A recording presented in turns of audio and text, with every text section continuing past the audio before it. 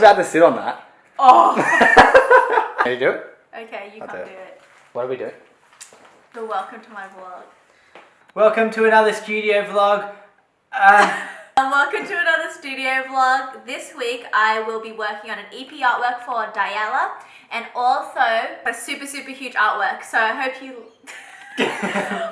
like it, and I want to say thank you to Squarespace for sponsoring this video. If you want to build and create a beautiful website, you can do it all in one place with Squarespace. If you would like a free trial and a discount on your first purchase, go to squarespace.com/furrylittlepeach. Sorry, I was doing the slash. /furrylittlepeach. Whoa! I'll see you later for a Q&A. Bye!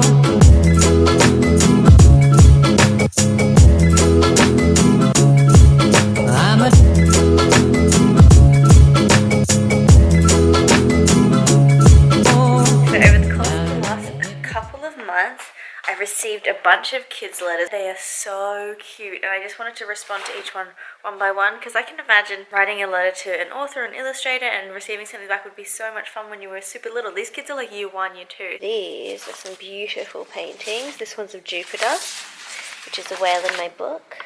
This one is Mercury, which is a hedgehog. These are very good. These kids are only in year 1 or something like that. Oh my god, this is so cute. Anyway, there's heaps like this. I'll definitely show you some of my favourite ones, but I'm going to start writing responses to these, otherwise I'm never going to get them done.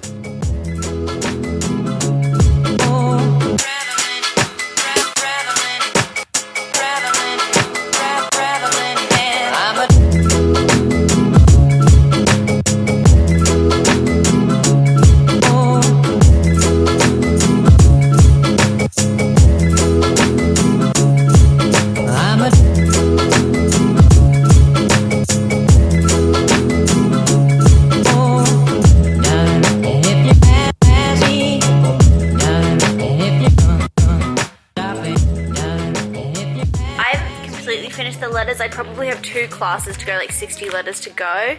But for now, I'm going to take a little break because my neck hurts and my hand hurts. I'm going to go do some sketches for Dyalla. We decided on the title Drift, by the way. Ah, cool. So, yep, that's what I'm doing today. So I'll be ready for the new week because I should tell them that I was at the thing. I guess I can tell them another time. Yeah, tell them about it. Do you have any content from it? I only have me, like 3 shots of me in the hotel being like, help, help.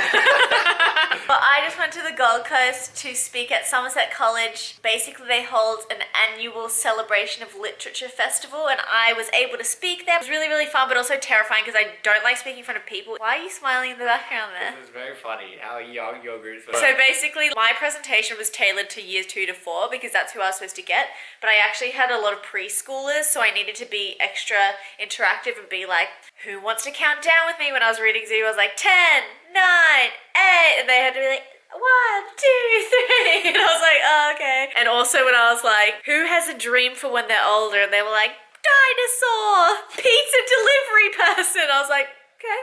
Pretty achievable. So the point of telling you that was so that I could say I've been away for the last 3 to 4 days, and so I have a lot of work to catch up on before the start of the week, which is tomorrow. It's Sunday today. We're going to a cafe for a little change of place and to eat something. I'm starving. Oh yeah? Okay. Yeah.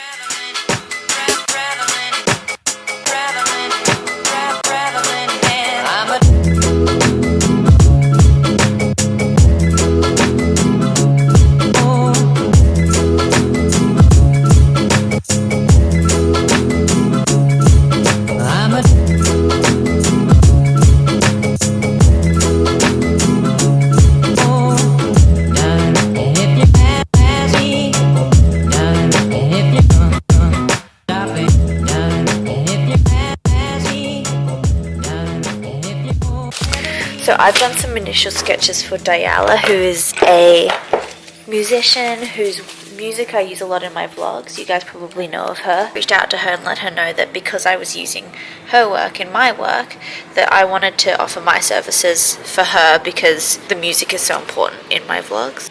These are just my initial ideas. Basically, we made a little mood board of the things that we liked the look of, and this EP that she's releasing is very light 80s but not dated. So I wanted to kind of take some of the nostalgic elements of the 80s. So we've got like neon signs here, we've got pixel art and stuff, old digital, a lot of sci-fi. So I'm going to send these off and then kind of describe these to her and see which idea she likes the sounds of best. Just to let you guys know, this little lady here is going to go crazy because we just realised this has so much caffeine in it. And Sha'an doesn't drink coffee, and look how big her glass is. And we packed a lot of green tea powder stuff in here. This robe and this light with this drink, perfection. Yep. Outfit goals. I'm going to do a painting now.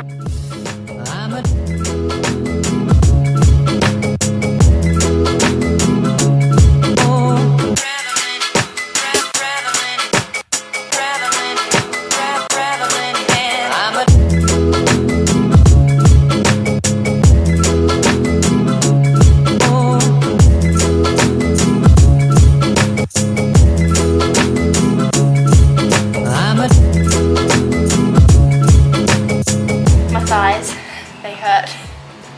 So unfit. You got your piece? Yeah. How good does it look this large? That's gonna be sick.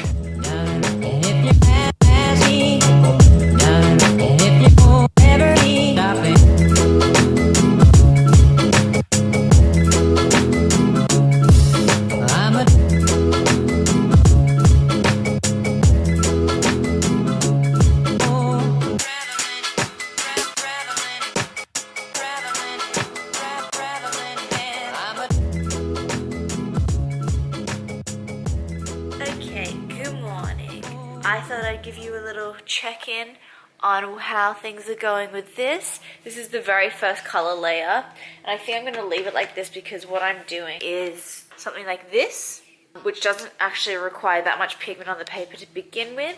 Usually I hate the first layers of my paintings, they look so amateur and crap. I really like this. I'm hoping that it will look super good because once I start putting down the top layer, like the really dark layer, I'd rather not go back and then apply more pigment later. I think from now on, instead of going straight into emails in the morning, I'm going to do some painting because I think that'll just loosen me up and it's like a nice way to use that motivation, that initial motivation that you have in the morning, so it isn't just like draining you. Anyway, so I'm going to paint for about an hour and then maybe do emails after that. This vlog is definitely not going to have a finished piece in it, so I'm just going to stop when I stop and then you'll see this piece be completed over probably the next few videos. Currently mixing up a color for painting over everything, so it's going to be very blue with a tiny bit of pink, like so a kind of an indigo-y color. Oh, I love that. I'm not doing a lot because I want the top layer to kind of change color throughout the painting, so I want to remix it every time. Ooh. And also I don't know how much I'm going to be painting this morning, so I don't want to waste ink because ink dries up and is not really very reusable. Oh, it's very dark, but if I only use a little bit it should be fine.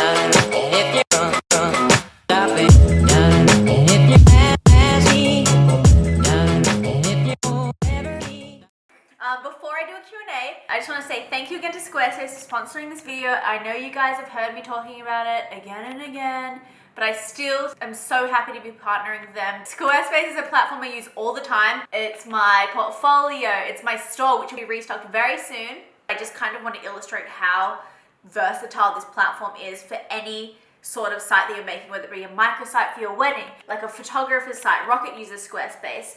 I use Squarespace as an illustrator. I know a lot of artists use it. I'm sure writers use Squarespace. It's just perfect for every single need that you may have. So if you want a free trial, go to squarespace.com/furrylittlepeach. If you choose to go forward after 2 weeks, you get a 10% discount with that code. One thing I also wanted to say as well is that my picture book Zoom has been released for a few months now, but as of last week, the paperback is out in stores across the country. So pretty, if I do say so myself. I'm very proud of it. So if you're in Australia or New Zealand, you can find it in store or online. For everyone else, if you want me to put pre-orders for the paperbacks in my store, I can do that. It'll be cheaper than the hardbacks for the book and also for the shipping. So just let me know. Time to do a Q&A.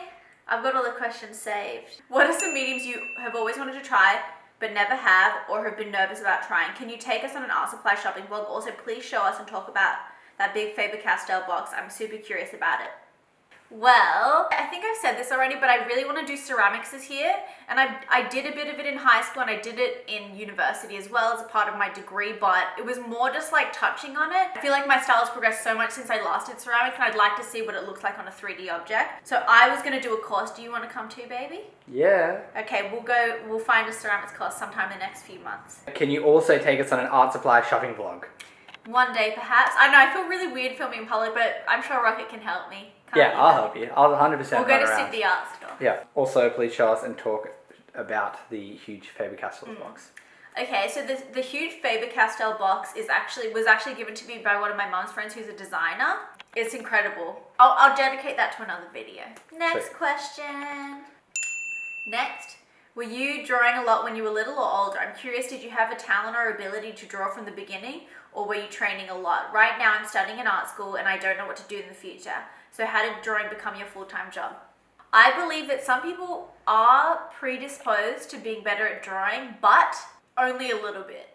I think the main thing is working really, really hard. There's a quote in Steal Like an Artist from like a basketball player, so I don't really know who it is. I'll put his name there. Hard work beats talent when talent doesn't work hard. Basically, it means that even if you're talented, if you don't work hard, someone that is not talented at all but works really, really hard will be better than you and will succeed. Because without drive, there will be no growth or anything like that. I was always told I was a good drawer when I was little, but I was drawing a lot. And throughout high school, I always chose subjects that kind of were geared more creatively. Throughout university, I studied art and design. Now I just draw every day. So I think it does take work. I don't think you can fall back on being talented, and I feel like those who don't feel like they're talented could do really great things if they work really hard. How did drawing become your full-time job? I've been like freelancing with illustration since the end of high school, basically just creating a lot and putting it out there for people to see, which is another reason you should use Squarespace because it's a great place to put your portfolio. What do you do when you have a great idea in mind but aren't sure if you'll be able to execute it? When I sit down to do a piece, I have to feel so confident that I will be able to execute it, because with watercolor you kind of have to know what you're doing before you start. So what I do, especially when I feel like I'm not able to execute it, I will find photos on Google of the subject that I'm going to be painting, do studies on that so I'm super confident in the form, do some like swatch tests, maybe like a thumbnail sketch or a smaller rough version of it till I feel comfortable enough to actually start. And I think that's the best way to do it, because if you practice and practice, you'll know what mistakes not to make because you've made them already. Is that a good answer? What kind of advice do you have for new graphic designers entering the industry? I'm reaching the end of my design major and internships are intimidating to approach. So internships would be my advice to you, because I did 2 internships before I became a designer full-time, and that was before I was doing illustration full-time. There's no better experience than actual real-life experience. That will teach you stuff about business. It will teach you about what clients expect, what agencies expect.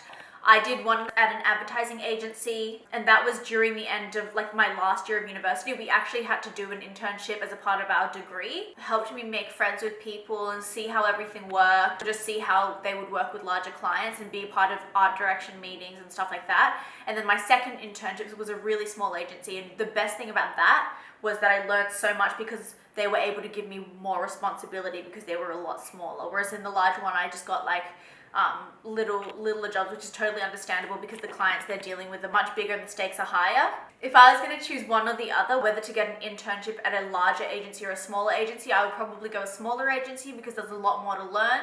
You're often given a number of different roles because there are less people there. So you can be a designer there, but you're wearing the art direction hat, you're wearing an illustrator hat, video editing and stuff like that. And so I found it really, really, really helpful. I learned more in the like 2 months of my internships that I did at university. So I would definitely recommend getting an internship. What you need to do that is create a portfolio. Don't just put your university work in there. Because I've been through the interviewing process for interns and it's very obvious when they don't do any other work besides schoolwork. So I would put some of your favorite uni work and then some personal stuff which shows why you're a little bit different to everyone else.